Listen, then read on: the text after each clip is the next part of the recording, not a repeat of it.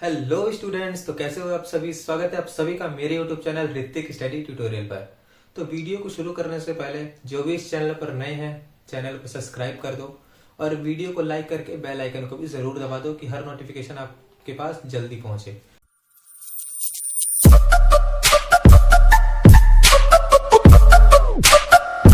तो ये वीडियो बहुत ही ज़्यादा इंपॉर्टेंट होने वाली है उन सभी स्टूडेंट्स के लिए जिन्होंने अभी एडमिशन लिया है फर्स्ट सेमेस्टर में। ओके, क्योंकि इस वीडियो में मैं आपको political science introduction to political theory के कुछ इंपॉर्टेंट क्वेश्चन बताने जा रहा हूं। ठीक है, तो चलिए होम स्क्रीन पर। तो पहला सवाल है, राजनीतिक सिद्धांत का क्या अर्थ है। राजनीतिक सिद्धांत के विषय वस्तु एवं कार्य क्षेत्र का वर्णन करना है। तो इसमें सिंपली आपको राजनीतिक सिद्धांत के बारे में बताना है कि राजनीतिक सिद्धांत क्या होता है, ठीक है, उसकी विषय वस्तु क्या है, उसका कार्य क्षेत्र क्या है। तो राजनीतिक सिद्धांत के बारे में मैं थोड़ा सा बता देता हूँ कि राजनीतिक सिद्धांत समाज के संगठन, सरकार की आवश्यकता, सरकार के सर्वोत्तम स्वरूप की जांच करता है। ठीक है, उसे ही राजनीतिक सिद्धांत कहते हैं। दूसरा क्वेश्चन है, राजनीतिक सिद्धांत की प्रकृति एवं महत्व का वर्णन कीजिए। इसमें आपको राजनीतिक सिद्धांत का प्रकृति और महत्व के बारे में बताना है। तीसरा क्वेश्चन है, राजनीतिक सिद्धांत की उपयोगिता या विशेषताओं का वर्णन करें। चौथा क्वेश्चन है, राजनीतिक सिद्धांत के विभिन्न दृष्टिकोण का वर्णन करें। पांचवा क्वेश्चन है, राजनीतिक सिद्धांत के स्वरूप में इतिहास, विज्ञान तथा दर्शन का क्या स्थान है, इसका वर्णन करना है। छठा सवाल है, स्वतंत्रता का क्या अर्थ है। स्वतंत्रता की प्रकृति से आप क्या समझते हैं। ठीक है, तो ये छठा क्वेश्चन है, ये दूसरे चैप्टर का है और ऊपर के जो 5 क्वेश्चन थे वो पहले चैप्टर के थे। मैं आखिरी में ये भी बता दूंगा कि कौन कौन से क्वेश्चन मोस्ट इंपॉर्टेंट हैं और जो क्वेश्चन मुझे मोस्ट इंपॉर्टेंट लगते हैं, जो एग्ज़ाम में आएंगे ही आएंगे, मैं उसके आंसर की वीडियो भी लेकर आऊँगा। ठीक है। सातवां क्वेश्चन है, स्वतंत्रता से आप क्या समझते हैं। सकारात्मक और नकारात्मक स्वतंत्रता के बीच में अंतर बताना है। ठीक है, अंतर भी पूछ सकता है और तुलना भी पूछ सकता है, ये दोनों आप पढ़ के जाइएगा। आठवां क्वेश्चन है, नकारात्मक स्वतंत्रता और सकारात्मक स्वतंत्रता की विशेषताओं का वर्णन कीजिए। ठीक है। नौवां क्वेश्चन है, स्वतंत्रता का अर्थ क्या है। स्वतंत्रता की मार्क्सवादी और विभिन्न अवधारणाओं का वर्णन करना है। ठीक है, स्वतंत्रता क्या होता है ये तो आप जानते ही होंगे। ठीक है, तो सिंपली उसी के बारे में आपको लिखना है। 10वां क्वेश्चन है, स्वतंत्रता के विभिन्न आयाम और लोगों के अधिकार तथा स्वतंत्रता के लिए सुरक्षा आयामों का वर्णन करें। ठीक है, इसमें जितनी भी स्वतंत्रता के आयाम है वो सभी आयामों के बारे में आपको बताना है, इसके सुरक्षा के भी आयाम के बारे में आपको बताना है। ठीक है, लोगों के अधिकार के बारे में बताना है कि लोगों को क्या क्या अधिकार है, क्या क्या चीज़ की स्वतंत्रता है। 11वां क्वेश्चन है, समानता का अर्थ से आप क्या समझते हैं। समानता के प्रकार का वर्णन कीजिए। ठीक है, समानता का जो शब्द है इससे आप क्या समझते हो और समानता के कितने प्रकार होते हैं इसका भी आपको वर्णन करना है। 12वां क्वेश्चन है, समानता के विभिन्न आयामों का वर्णन करें तथा समानता से आप क्या समझते हैं। ठीक है, तो ये क्वेश्चन तो एक तरह से ऊपर वाले से सेम ही हो गया, बस इसमें आयाम पूछा है कि विभिन्न आयाम कौन कौन से हैं, तो आपको आयाम के बारे में बताना है। 13वां क्वेश्चन 2 तरीके से पूछ सकता है। ठीक है, इसलिए मैंने यहाँ पे और में करके लिखा है कि स्वतंत्रता और समानता एक दूसरे के पूरक हैं या विरोधी है, इसका वर्णन करना है आपको। ठीक है, और में पूछ सकता है कि स्वतंत्रता और समानता के संबंध स्पष्ट कीजिए। ठीक है, स्वतंत्रता और समानता के बीच में क्या संबंध है ये आपको स्पष्ट करना है। 14वां क्वेश्चन है, न्याय का अर्थ क्या है। न्याय की अवधारणा, विकास का वर्णन कीजिए। ठीक है, इसमें आपको न्याय का अर्थ बताना है कि न्याय का क्या अर्थ होता है और न्याय की अवधारणा बतानी है आपको। 15वां क्वेश्चन है, न्याय के संबंध में विभिन्न विद्वानों के विचार का वर्णन कीजिए।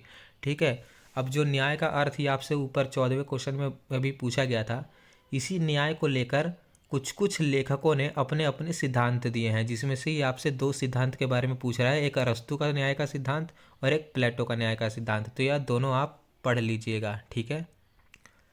16वां सवाल है, न्याय के विभिन्न आयाम जैसे राजनीतिक, सामाजिक तथा आर्थिक आयामों का वर्णन कीजिए। ठीक है, अब न्याय के इसमें 3 आयाम के बारे में बता रखा है, राजनीतिक, सामाजिक और आर्थिक, इन तीनों के बारे में आपको लिखना है। 17वां क्वेश्चन है, अधिकार से आप क्या समझते हैं। नकारात्मक और सकारात्मक अधिकार का वर्णन करें। 18वां, कानूनी अधिकार से आप क्या समझते हैं? कानूनी अधिकार के सिद्धांत की विशेषता और आलोचना का वर्णन कीजिए। अब 19वां क्वेश्चन जो है ना वो टिप्पणी के ऊपर आ सकता है, ठीक है। वैसे आप क्वेश्चन पेपर में आप देखोगे तो आपका जो लास्ट वाला क्वेश्चन होगा वो टिप्पणी ही होगा, ठीक है। टिप्पणी में आपको क्या होगा कि एक टॉपिक दे दिया जाएगा, उस टॉपिक को आपको पूरा एक्सप्लेन करना है, उसके बारे में बताना है, ठीक है। जैसे कि इसमें पहला दे रखा है कि वैश्विक न्याय पर जॉन रोल्स के विचार, ठीक है। जो वैश्विक न्याय है उसके ऊपर जॉन रोल्स के क्या विचार थे, इसके बारे में आपको बताना है, ठीक है। दूसरे में ये पूछा है कि अधिकार और कर्तव्य एक दूसरे के पूरक हैं, ठीक है। इस चीज़ के बारे में आपको लिखना है। तीसरा क्वेश्चन है अवसरों की समानता। चौथा है अधिकारों की प्रकृति। पांचवा है मानव अधिकार पर निबंध, ठीक है। मानव अधिकार पर निबंध हो गया या फिर अधिकार की प्रकृति हो गई, अवसरों की समानता होगी, ये बहुत बार पेपर में पूछे भी गए हैं, तो आप इन तीनों को अच्छे से पढ़ लीजिएगा। 20वां सवाल ये है, आप सेंसरशिप और स्वतंत्रता के बीच संबंधों को कैसे समझते हैं, वर्णन कीजिए। अब जो सेंसरशिप है ना, बहुत से स्टूडेंट्स को समझ में नहीं आएगा कि सेंसरशिप कहते किसको है, ठीक है। तो मैं सेंसरशिप को बता देता हूँ कि किसे कहते हैं। सेंसरशिप उसे कहते हैं ना कि मतलब जो भी सूचनाएं होती है ना, जो भी मतलब मान के चल लो कि किसी प्राइम मिनिस्टर की बात लीक हो गई, ठीक है, या फिर कुछ ऐसा न्यूज़ मिल गया जो कि दुनिया को दहला दे या फिर लोगों को दहला दे, तो ऐसे ऐसे न्यूज़ को फैलाने से रोकना, उन्हें बलपूर्वक दबाना, उसे कहते हैं सेंसरशिप, ठीक है। भारत में जो सेंसरशिप का काल था 1975 से 1977 तक के बीच में था, ठीक है। 21वां क्वेश्चन है, जॉन के न्याय सिद्धांत की आलोचना का वर्णन कीजिए। मतलब जो जॉन ने अपना न्याय का सिद्धांत दिया था, जॉन रोल्स ने, उनके न्याय का सिद्धांत का आलोचना कीजिए। आलोचना मतलब जिसने की थी उसके बारे में आपको बताना है कि किस किस ने आलोचना करी थी और क्या क्या आलोचना करी थी। तो इसमें ज़्यादा राइटर्स के नाम होंगे, ठीक है, वो सब आपको लिखना है। 22वां क्वेश्चन भी है टिप्पणी के ही ऊपर, ठीक है। इसमें टोटल मैंने 10 या 9 टिप्पणी लिखी हुई है, 10 के 10 पढ़ लेना, ठीक है। मुश्किल से मुश्किल आपकी 4 आएगी और 4 में से आपको 2 करनी होगी, ठीक है। तो इसका पहला जो है नारीवादी का अर्थ, मतलब नारीवादी क्या होता है, ठीक है, वो आपको बताना है। या फिर आपसे ये पूछ लेगा कि नारीवादी का महत्व क्या होता है, ठीक है, तो ये भी आप अच्छे से पढ़ लेना। दूसरा है सेक्स और जेंडर से समाज विभाजन। मतलब कि जेंडर मेल फीमेल, ठीक है, जो लिंग होता है, जो 2 प्रकार का लिंग होता है ना, पुरुष महिला, इसके बारे में जो समाज ने विभाजन कर रखा है, ऊंच नीच कर रखा है दोनों के बीच में, वो चीज़ के बारे में आपको बताना है। तीसरा है नारीवादी के विभिन्न प्रकार का वर्णन कीजिए। नारीवादी के कितने प्रकार होते हैं ये आपको बताना है इसमें। चौथा है भारत में महिलाओं की स्थिति और नारीवादी। मतलब इसमें आपको भारत में महिलाओं की स्थिति क्या थी पहले, उसके बारे में बताना है, ठीक है। नारीवादी सिद्धांत के बारे में इसमें बताना है आपको, थोड़ा बहुत जोड़ जोड़ के, ठीक है। नारीवादी सिद्धांत के सामने कौन कौन सी चुनौतियाँ आई थी वो आपको बताना है, ठीक है। सेंसरशिप के प्रकार और तत्व बताना है, जैसे कि मैंने अभी सेंसरशिप बताया आपको कि सेंसरशिप क्या होती है, ठीक है। भारत और सेंसरशिप, मतलब इस वाले क्वेश्चन में आपको ये बताना है कि भारत में सेंसरशिप कब लगा था और किस लिए लगा था और किसने लगाया था, ठीक है, ये आपको बताना है। स्वतंत्रता और निगरानी, मतलब जैसे कि इस वाले क्वेश्चन में आपको स्वतंत्रता के बारे में बताना है और स्वतंत्रता के साथ साथ हमें निगरानी में भी रखा जाता है कहीं कहीं पे, तो वो चीज़ के बारे में आपको लिखना है।